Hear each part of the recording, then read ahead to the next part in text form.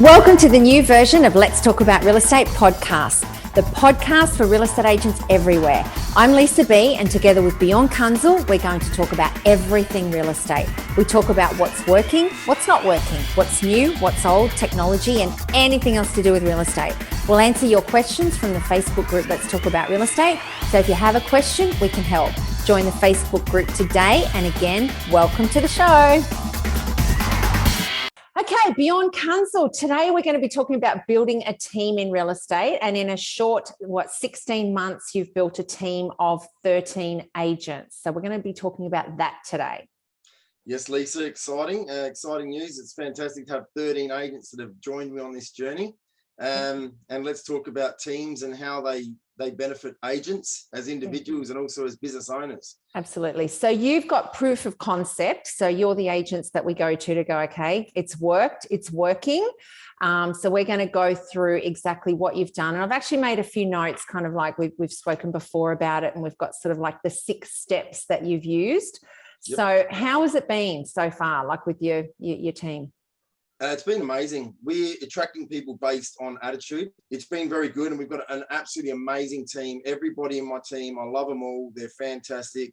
I mean, just last night, we've got a Facebook Messenger group, and there were a couple of people who had a couple of tech issues, and just everybody just came in as equals and just helped that person out. So that person's now solved their problem. So it's a really strong agent collaboration, a real strong unity. I mean, your team is very skillful as well. Like all of your agents are bringing different things to the table and sharing with all the team. And I think the thing about having the localized team is that it's great for your market share.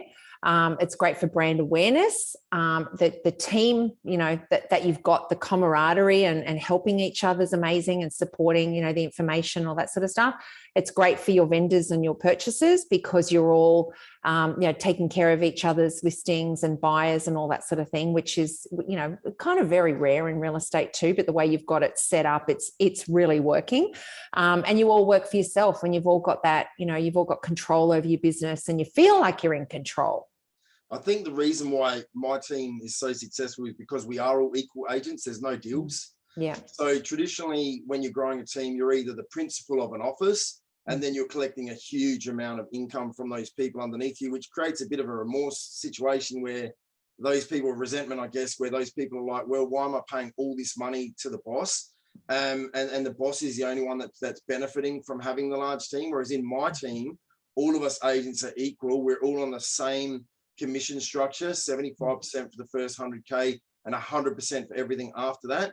And everyone is an equal. So although I've grown the team and I may be at the head of the team, I am just as much an equal as the next person that comes and joins the team. We've got some super successful. Oh, you do. Absolutely. But what I'm saying is there's some agents out there that are really high performers that don't meet our cultural, moral, ethical beliefs that we've had to turn away because we don't want them to be part of our team, because we don't want a cancer in amongst positivity, as to speak.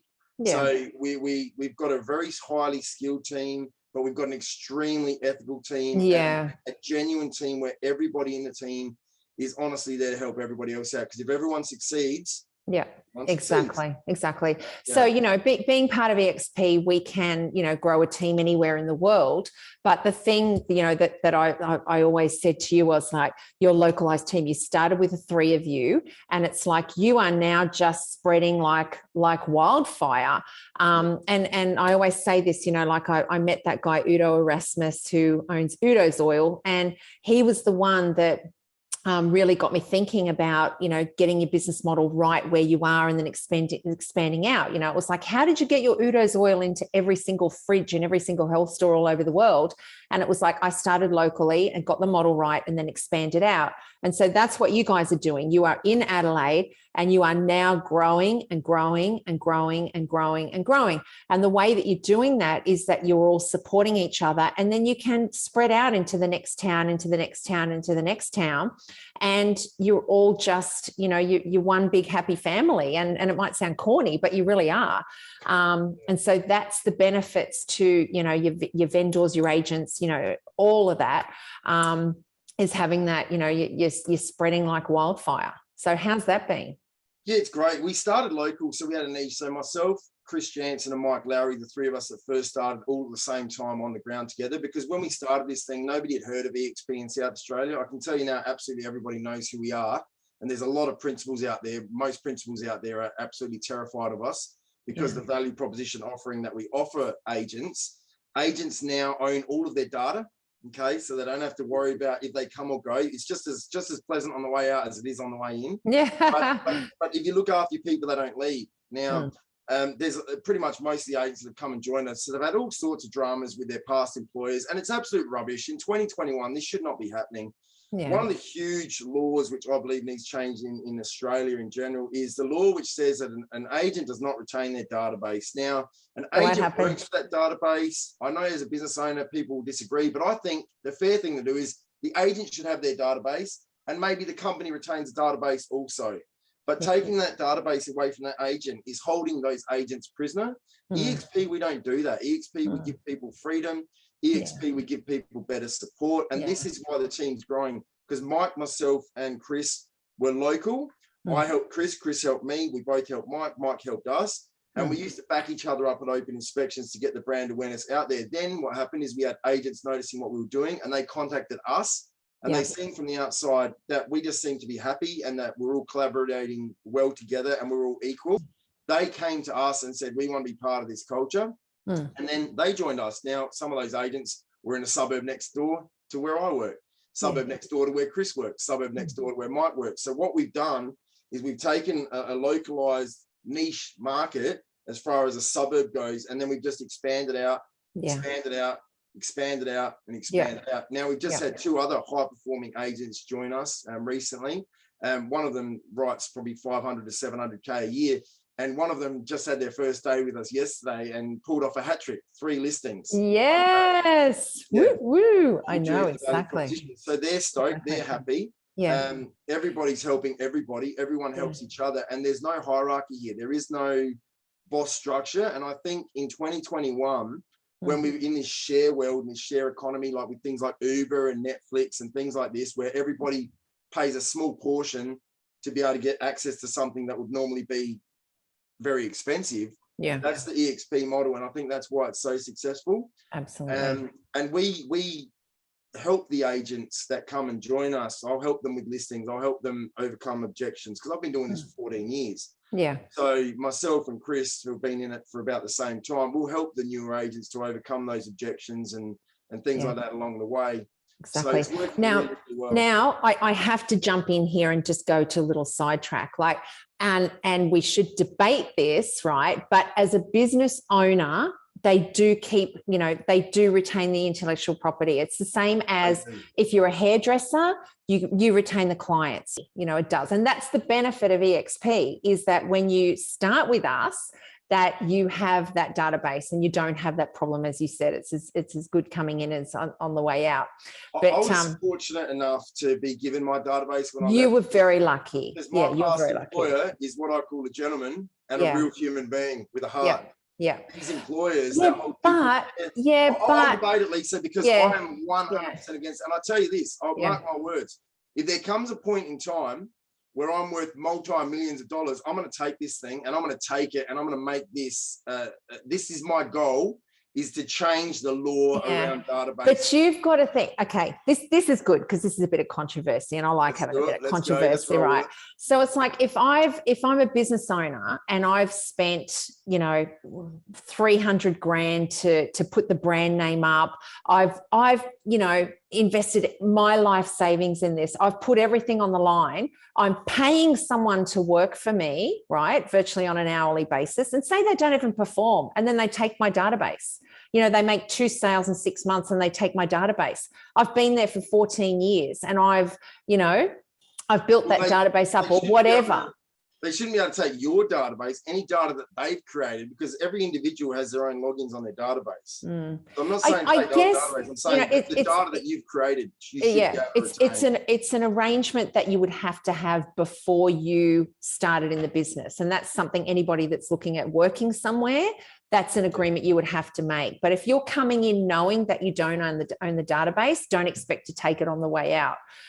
There's so many different court cases now where salespeople are being charged with theft, and you don't want to be that person, because it'll end up on the news, it'll end up everywhere, and your reputation's tarnished. So be very, very careful. You know, when you get a job somewhere, ask, do you retain the data?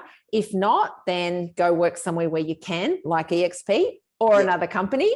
But, you know, don't expect to take it, because just the same as a hairdresser, you know, they've got their clients, they hire out a seat, you know, they're paying them an hourly rate. They can't take the clients. That's not fair, you know. And I will say this, Lisa, that the agents that have come along and joined us, none of them have brought their database along with them. Yeah. None of them have put their database into our system. No. Upload their database. Yeah. We've told them it cannot be done. Yeah. Based on your employment agreement. So we're very strict on what we do. Yeah, exactly. Some of ours have. Some of mine have, that their principals have given them their database, which is great. But that's up to the principal. You know, if they give it to you, then you're very, very lucky. And I mean, at the end of the day, okay, there's some of these agents that have joined us that they haven't been given any of their database. They've been told that they can't contact clients and all this other sort of stuff, which is challengeable, because if a client contacts them, right, you can't stop people from doing business. No, of course not. Right? So but we tell them all to do everything ethically, to do everything properly. That's right. And that's the big story here is, Lisa, that the old way of doing things is not the way of the future. And I hate to say it, and I'm going to say it, and people can hate me for it, the franchise model is dying. It's dying. The independent model will always be around. The franchise model will always be around to attract new agents. But I'm telling you, what you said there about you're paying somebody, what if I'm an agent that's doing 300, 400K a year, and I'm paying you as an employer 50% of my income, which is what most people out there are doing. It's ludicrous. They're getting absolutely ripped off. Well, EXP is the better model. It really is. However, the business owner has got a lot of expenses as well. They've got to pay, you know, they've got a bricks and mortar office. You know, a lot of principals, their break-even point's like 100 grand before you even start, right? So a salesperson's got the security of working for someone. If you go into COVID, right, you're in lockdown for 3 months, there were principals paying salespeople when they weren't, you know, they weren't performing and stuff like that. You know, so the principal has got their backside hanging out, you know, and they're taking care of their staff members, you know. I get that. And Lisa, coming back to teams, this is why you're crazy in 2021 to want to open up a franchise office. You are. We've got 3 employees out of our 13 that are with EXP that are former business owners. That woke up and realized exactly what you're saying about the expenses. Now, as far as the database goes, this is why I'm saying the company that you work for should be able to retain the database, and the agent should be able to take the database they built with them. And then you can market however you want, and the client will choose to do business with neither of you or with the person they want to do business with. All I'm saying, and that it is a controversial topic, and we should debate this properly one day, because I am 100% on the side of the all right, well, let's do that. Let's do that. Okay, we'll prepare. We'll prepare. Okay, challenges on. But this is the reason why, Lisa, why I am at EXP, right? Because I researched all the models and I wanted to do something for myself. Now, I had options. Bjorn Kunzel Real Estate. So if I start Bjorn Kunzel Real Estate tomorrow, I'm going to get business from my customers, but who on earth is going to want to come and work for Bjorn Kunzel Real Estate? Because Bjorn Kunzel Real Estate is going to have an office and everything else that a traditional office has. I'm just one person. It's my name above the door, so it's all about me. So who wants to work for that, for starters? Secondly, I can't afford to pay people 70 or 80% commission structure, because otherwise there's no money in it. See? The other thing is, this is what I'm saying. The other thing is that to get the business up and running, if I've got new agents coming in, I've got to pay them a wage. Yes. So if someone's on a commission only, so the poor principal, hey, it's a lot of money. Yeah, exactly. It's not. They're not making a lot of money. A lot of money. Some are, but aren't a lot. I've got EXP behind me, and why I don't have Ray White, LJ Hooker, any of the other big ones, Harcourts, whatever it might be, independents behind me. Okay. I had an option to maybe take on a Weeks and Macklin brand and start up another office with the boss. But I figured, again, there's not a lot of money coming in unless you've got a rent roll, right? So I looked at the maths of it, and I looked at the future, and I thought, well, who's going to want to work for Bjorn Kunzel Real Estate? Nobody. And if I do get somebody, it's going to have to be somebody that I'm going to have to pay really, really well, so I'm not making any money off them anyway. Secondly, if I start a franchise, then the franchise group, which I'm with, is going to take probably 10% off the top. Right. Then I'm going to have to charge my clients, give my clients, which are my staff, pay them, 40% or 50% commission split. Or some of these agents out there, like, I'm on 65%. It's like, are you on 65%? Yeah. Okay. Does that include plus superannuation and they pay your franchise fee? Oh, no, the franchise fee comes out of that. Okay. So there goes 10%. So now that 65% becomes 55%. And what about superannuation? Oh, no. Superannuation comes out of that as well. So then the 55% ends up being something like around about 45%. So when you've got staff working for you for 45%, unless you are giving them, right, in each $10,000 commission, unless you're giving them $5,000 worth of value per transaction, they're going to want to drift and they're going to go elsewhere. And the only thing that's stopping them from going elsewhere is the fact they can't take their data with them. So they get involved in a relationship which is abusive, in my opinion, and they feel trapped and they can't escape. We'll debate this another time, but they're also using the reputation of the office and everything else, right? I get that. So I mean, I'm defending the position of a traditional office because I've been there. And so it's like, so then you've got the thing where you've got somebody working for you and they've done a heap of appraisals, they haven't converted them or whatever, they're not performing in your office. So somebody else says, come to us, we'll give you a job, give us your database, and then that company gets the leads that really should have been yours. You know what I mean? Your office, The thing is, Lisa, if I did the Kunzel real estate, nobody want to work for me. If I did the franchise, and it just means that basically what I'm doing is it's the same dog-eat-dog system. And then the people that I'm training up underneath me want to get high split. So then they want to become the business owners. Then one day the franchisee, which I'm paying, whichever one it is, says to Johnny Smith, hey, Johnny, you're doing really good. Why don't you start your own office? And they take Johnny away from me and they put Johnny in a suburb next to me. Then Johnny becomes my competition again. Yeah. So I didn't want that either. So I thought, well, how can I grow a team and how can I build a team and create some sort of residual income? Yeah, exactly. This is where the EXP model is different, because at the EXP model, everybody that you introduce to the company, you receive a very small portion, of what that agent pays into EXP each year. Yeah. Okay, so it's like a referral fee. You know how a broker gets a trail. The broker sets up somebody with a loan, they get an ongoing trail, and it's a very small trail. Yeah. That's what we get at EXP. But the company pays us to support people in the company. That's basically what it is. Yeah. But sorry, what I was going to say to you, like, I'm defending the traditional office, their position. However, I would never open up another bricks and mortar real estate office in my life. I would only ever do a cloud-based business because it's less expenses, it's less overheads, it's less, liability, and it's kind of for all the reasons that we've spoken about before. EXP is the amazing model, but there's some agents out there that I talk to that are, you've either got to be the business owner, you own your own independent, okay, which you've got to create like a family babysitting traditional model, or you're an agent and you're getting a high split because you're a well-performing agent, and then you have an EBU, so you hire staff underneath you. You might pay them $70,000 each to bring in an extra, 150 grand worth of income and things like this, and then you train them up to then become an agent like you, but then you're always gaining people and losing people. Yeah. What I'm trying to get at, if you ask me about how my team's grown so huge, it's because everybody in my team is free to do whatever everybody in my team wants to do. I do receive a small residual income from every member in my team. And at EXP, it's not about receiving a huge amount of income for the small amount of agents you have. It's about receiving a real small portion on lots of as long as those agents are performing, and that is the incentive for us to help our agents to perform, because if they're not performing, then the company doesn't reward you for supporting them. So as long as you're supporting them, then you get that small. And it costs about $27,640 a year. That's all that they pay into EXP.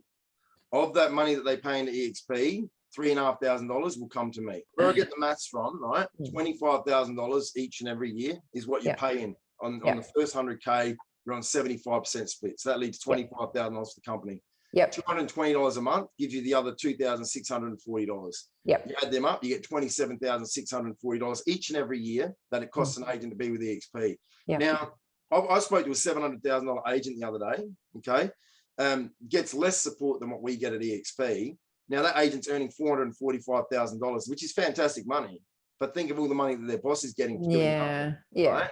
Now this agent's, I showed them the EXP model and they're like, I'm in, just like that, bang. Yeah. Because anybody that understands year 2 maths and anybody that isn't scared, just anybody that isn't scared of whatever their old boss is going to do, they're all going to come on board to EXP. And this is why my team's growing so fast, is because, and this is why EXP is a wildfire, because it's owned by agents.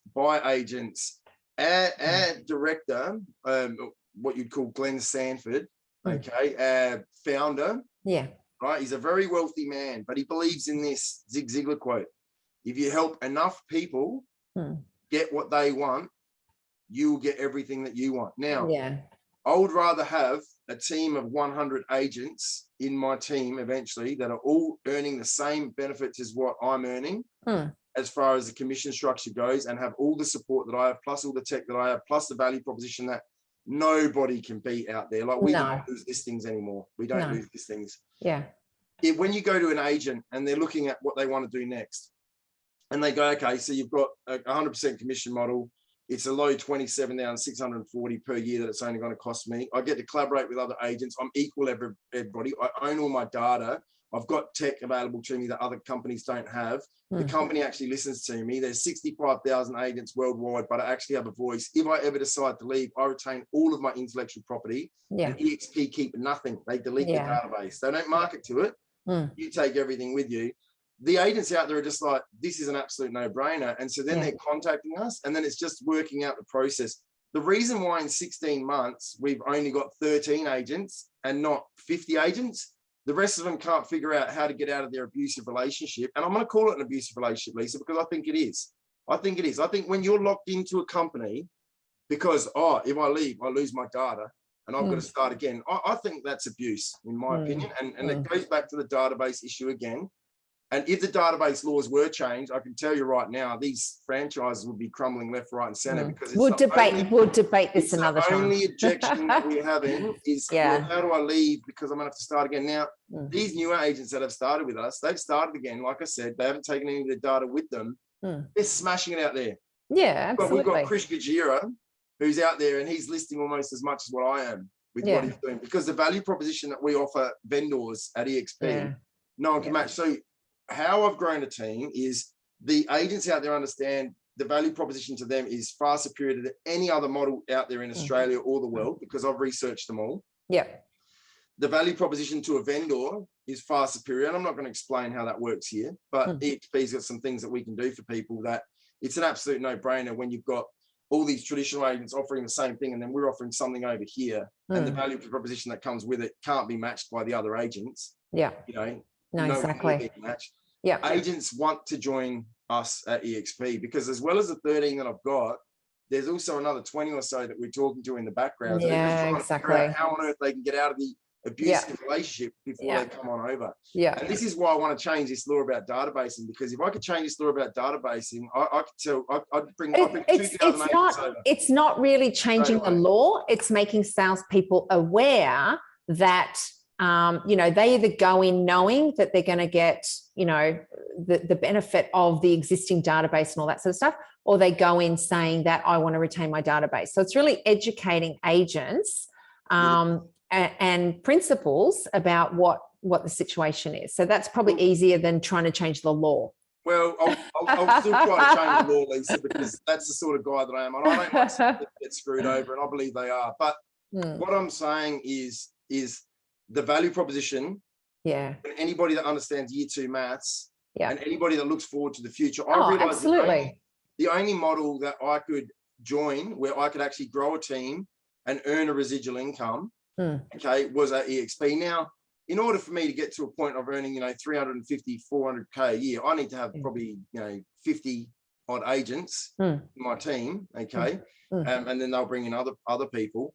But there's people in the United States that are sitting back that are earning like $150,000 US a month, right? And they've only been doing this for 5 years. Exactly. So this is a model that is very different to everything else out there. And because it is a model that's based on talent attraction, and the agents realize that when they're with us, that it is chalk and cheese. Where they were was down here, and EXP is way up here in everything that it offers. And because we're offering, think of it like we're going to war, all right?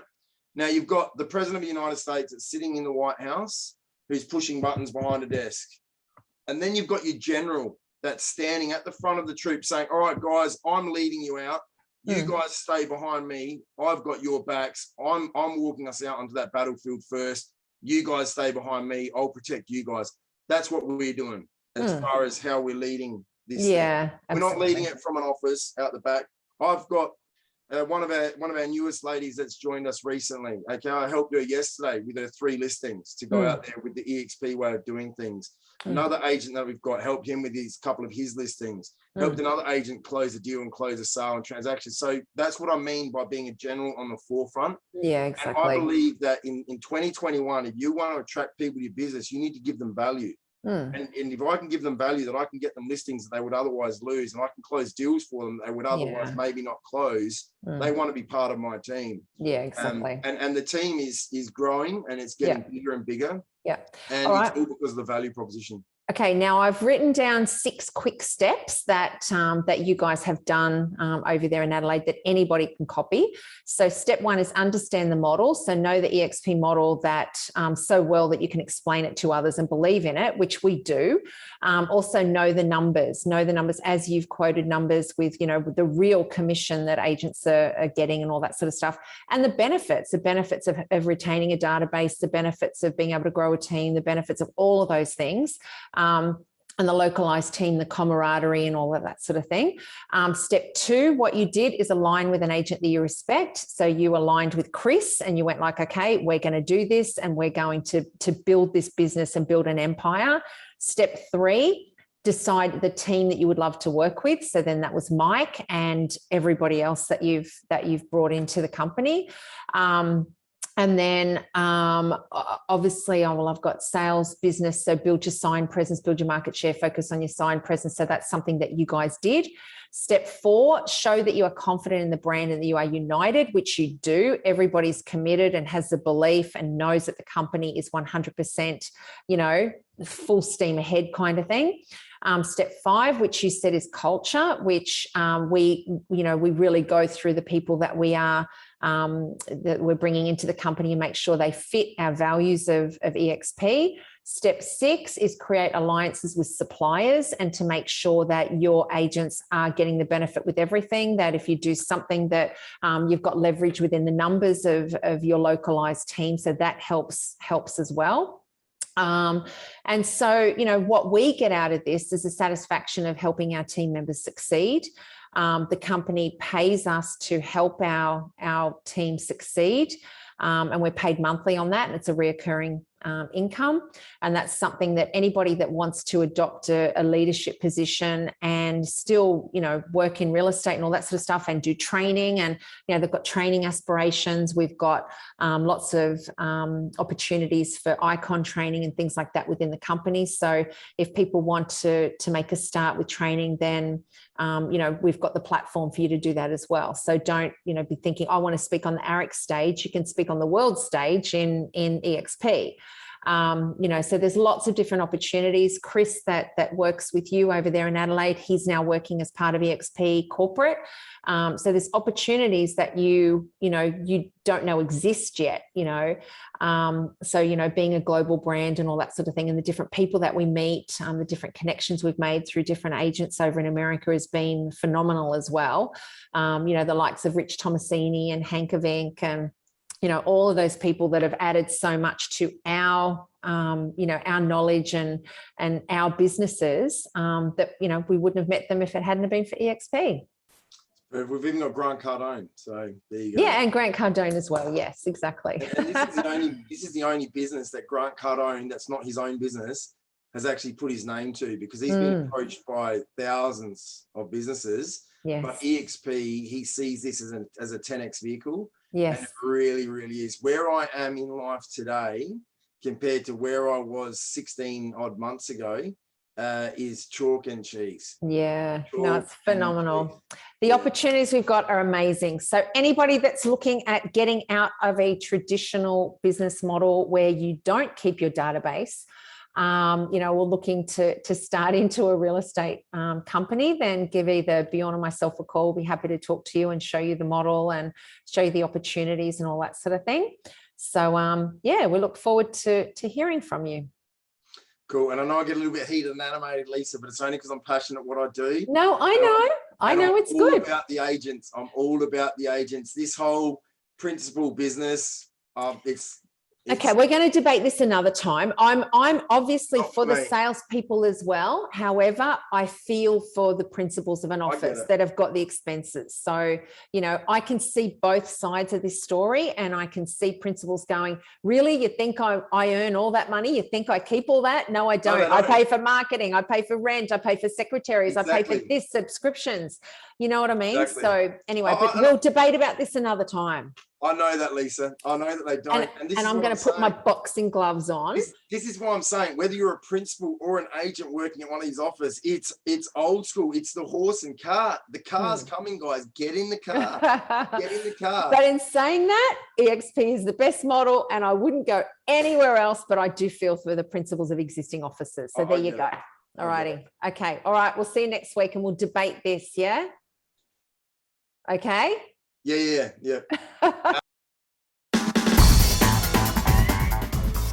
Thank you for listening to Let's Talk About Real Estate podcast. We hope you enjoyed the show. If you have a question about real estate, then please join the group on Facebook, also called Let's Talk About Real Estate. For those of you who are interested in EXP, please join us at 10 a.m. Brisbane time every Wednesday morning for EXP Explained. Thank you again for joining us, and don't forget to subscribe to the podcast, and see you next week.